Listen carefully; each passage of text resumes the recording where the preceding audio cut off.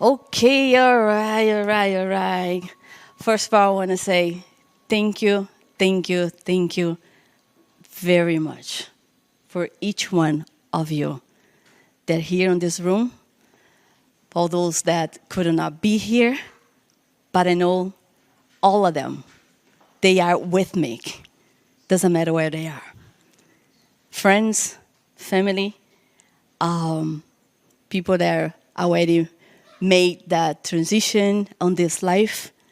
I just want to say thank you for all of them because they made this Elsa that is here today. I couldn't be here. I couldn't done it by myself. And I always ask it, how did I get here?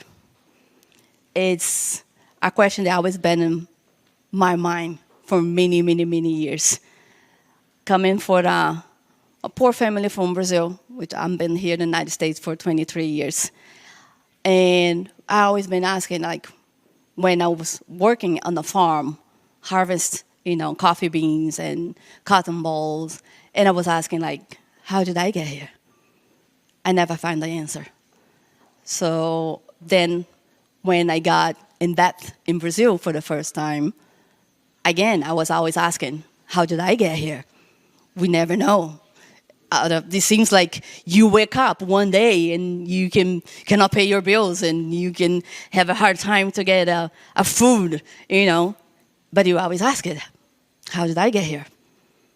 And I always blame the third person. I never blame myself. I always blame my family because they never spoke about money in the house. I was blaming the school because they're never teaching, about how to deal with money on the school. And then, of course, I couldn't forget to blame the government. They're corrupt. They don't help the poor people. But I always forget to ask myself, what am I doing? So I thought about, okay, Brazil is this country, when they said all this stuff, let me move. I'm going to go to the first country, They said over there, everything's happened, the land of the freedom. I was like, okay, I'll be okay in there. When I got here, it was easy because in Brazil, I was getting paid just once a month. Over here, I was getting paid every week. And I was like, wow, they're right. That's amazing. I have money every week on my bank account.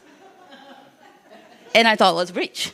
And I started paying, spending, without having no idea what I'm doing.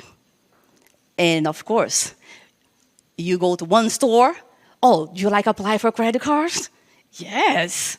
I never had a credit card in my life. And then you go to the pharmacy. Oh, do you want a credit card? Oh, yes, I do. But I never, ever took the time to read. And of course, once again, I went in that. And again, how did I get here?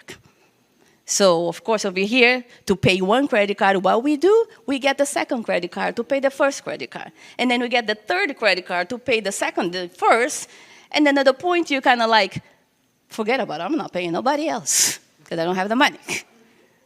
But then at one point in my life, I was like, and what am I going to do now?